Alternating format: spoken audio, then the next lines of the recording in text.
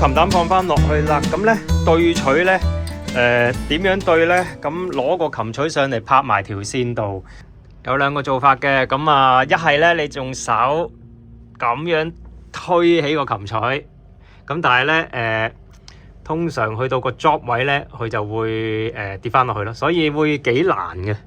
咁另一個方法咧，就係用啲工具啦，用啲工具撩起個琴錘。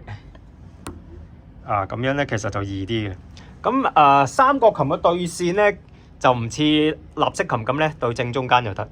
佢咧仲要考慮一樣嘢，就係你踩左邊 pedal 嘅時候，佢會喐啊。咁如果佢踩左邊 pedal 之後，佢都仲係打三條線嘅，咁你個對取就係有問題嘅啦。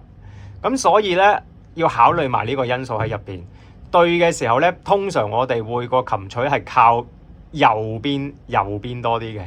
咁等你咧踩咗左邊 pedal 之後咧，佢就啱啱咧就係打兩條半線。嗱，卡哇伊打兩條半啊，其他琴咧可能會打兩條嘅。咁啊，根據翻其實都係根據翻個用家又或者琴廠嘅 setting 自己去決定嘅。有啲人係會個琴膽係會喐得多啲，有啲人又中意喐得少啲嘅。咁standard 啦，你預佢好似而家呢個情況咁，大概喐3mm到啦，你預。咁咧呢度其實裡面咧有粒螺絲教，好多琴入邊都有粒螺絲咧係可以教嘅。咁冇嘅一粒螺絲頂住個琴膽嘅。咁你想去喐得多啲嘅，你咪擰入啲咯；想去喐得細啲，咁咪擰翻出啲咯。咁咧你 set 好咗呢樣嘢之後咧，你就可以去做琴錘對弦先。做嘅時候咧，就係攞呢把咁嘅工具咧，去我頭先有講過啦，點樣左右擺動嗰個琴錘嘅。咁啊攝翻入去啦，然之後咧就可以左右喐個琴錘去對條弦線噶啦。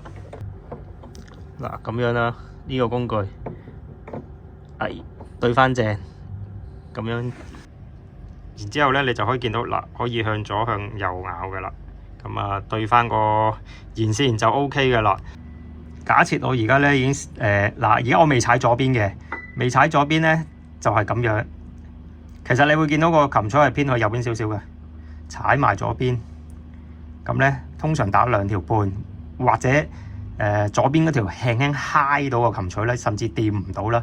咁呢個視乎彈琴嗰個人中意啦，因為打兩條線肯定細聲過打兩條半線噶啦。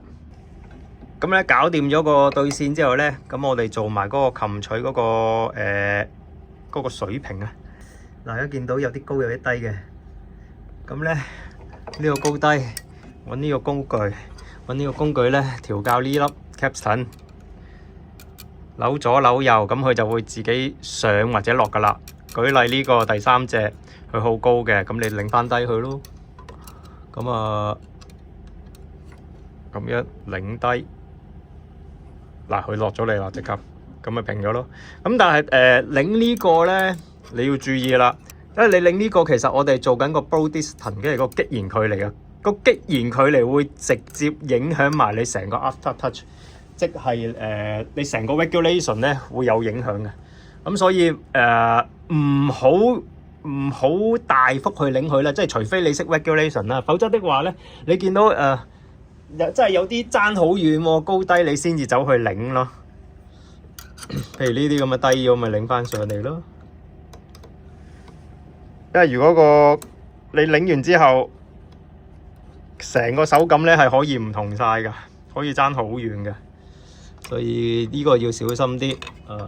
最好咧就揾翻專業嘅師傅咧去做。OK， 對取同埋頭先嗰個擊弦距離都搞掂咗啦。咁聽一次個琴係點樣啦？由頭先我聽到都有啲唔平均。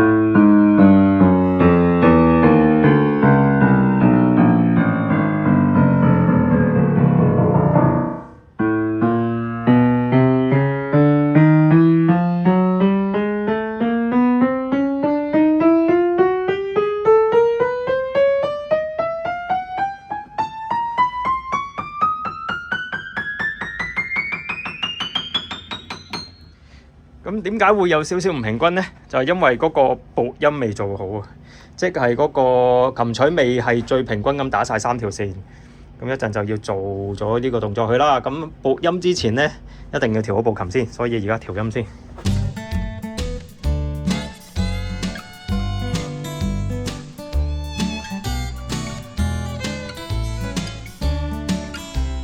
部琴調好咗音啦，咁而家咧就做撥音。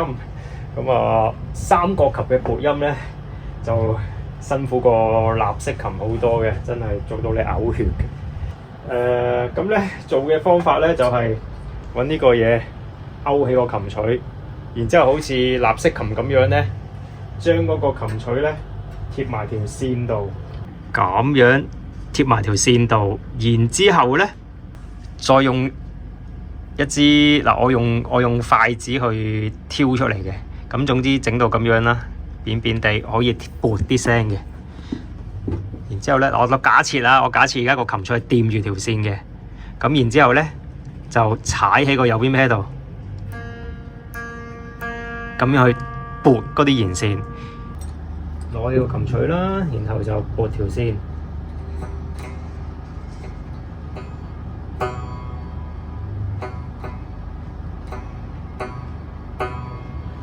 舉例啦，而家呢度左邊呢條線咧係長啲嘅個聲。咁咪即係佢遲啲打到咯。咁好啦，如果係立式琴，咁我而家就直接就可以同佢做打磨啦。咁但係而家做唔到啊嘛，個琴膽喺入邊噶嘛。咁啊變咗要點咧？揾啲嘢 mark 低係左邊呢條線，低咗。嗱，多數嘅師傅都係用粉筆嘅，不過我今日揾唔到粉筆，咁我用鉛筆、擦紙膠畫完之後咧，做完記號之後咧。咁我就插翻去就 OK 嘅。通常我哋都會喺琴鍵後面啲木嗰度，即係呢個位置啊，做一啲標記嘅。咁可能你用粉筆啊，咁我而家用鉛筆啦。咁咁樣畫一畫，哦，代表左邊咧係有少少嘅，係爭少少嘅低咗嘅。咁自己諗辦法啦，你自己諗你自己個標記啦。畫完之後咧，插翻去就得噶啦。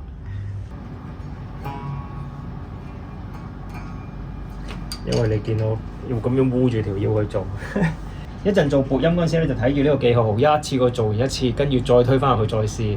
咁啊，睇你技術啦，或者經驗啦。咁就你好彩嘅，咁拉10次之內咪做得晒咯。唔好彩嘅咪拉幾十次咯。咁所以條腰咧其實都好傷。所以一部鋼琴即係真係靚聲嘅鋼琴，點解咁貴咧？就係呢個原因，你要花好多時間去塑造佢個音色，材料又要靚，跟住之後呢啲心機又要嘥時間，跟住個師傅你培訓又要花幾廿年時間先 train 到一個做得好嘅師傅。所以靚嘅琴點解咁貴咧？係真係有原因。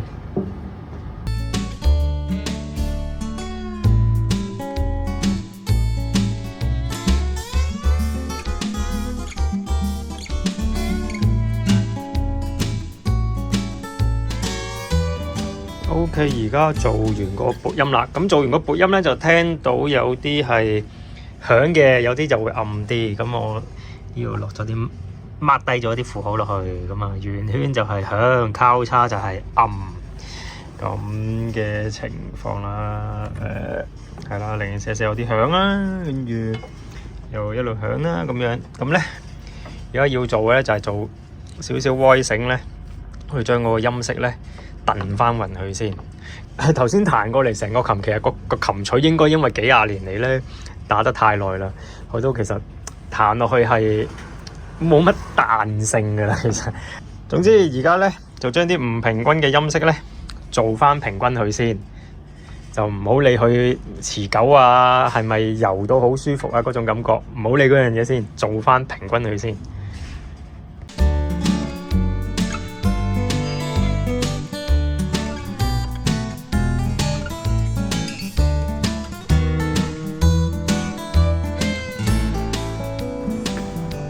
好啦，搞掂。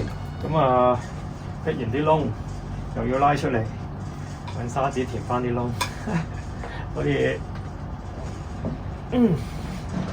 不停咁重複又出又入咁去拉抽呢一個琴膽。以前咧，我喺舊公司咧，有啲師傅咧，直頭咧叫佢學威繩咧，學咗幾堂佢話直頭頂唔順，成個人頂唔順啊，寧願唔學嘅。咁而家呢部186其實都算好嘅啦，唔係太重嘅啦。如果係一隻9尺琴咧，仲大鑊。9尺琴嗰個琴膽咧，可能去到咁長，即係琴錘可能嚟到呢個位置。咁你做嗰陣時仲要烏得低啲，跟住份嘢又重啲，又砸得你痛啲，推入去又大力啲，拉出去又大力啲。做得威繩嘅咧，都係好大體力需求。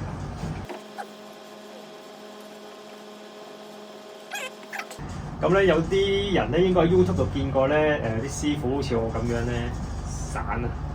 你哋應該見到嗰個沙紙板係大好多嘅，應該可能咁大到嘅。大同細個分別就係你都係就翻你自己手型嘅啫，即係你習慣咗用細嘅，好似我咁，我習慣咗用細，咁我就會覺得細嘅方便啲咯。好多喺工廠又或者日日都要做威繩嘅師傅，其實都好習慣用塊大嘅啦。咁我咧就中意用塊細。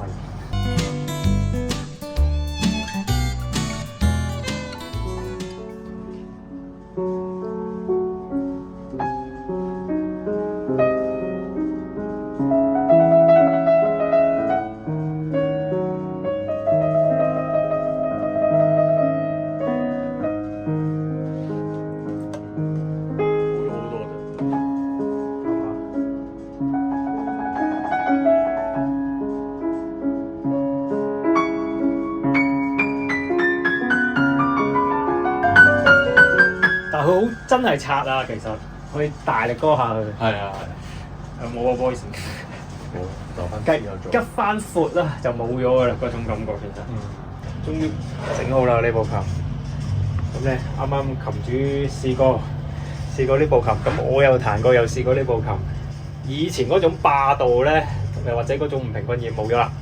咁咧，而家就好清楚聽到佢嗰個音色係點樣啦。我同琴主都一致認為咧，部琴彈落去都係唔夠溫柔嘅，可能遲啲都係要做威繩咯。係啦，咁今日咧呢個琴錘打磨嘅介紹咧就到呢度啦。如果有咩問題嘅咧，可以喺下面留言嗰度問我。係啦，同埋記得訂閱我嘅頻道啊，讚好訂閱我嘅頻道啦。咁我哋下次再見啦，拜拜。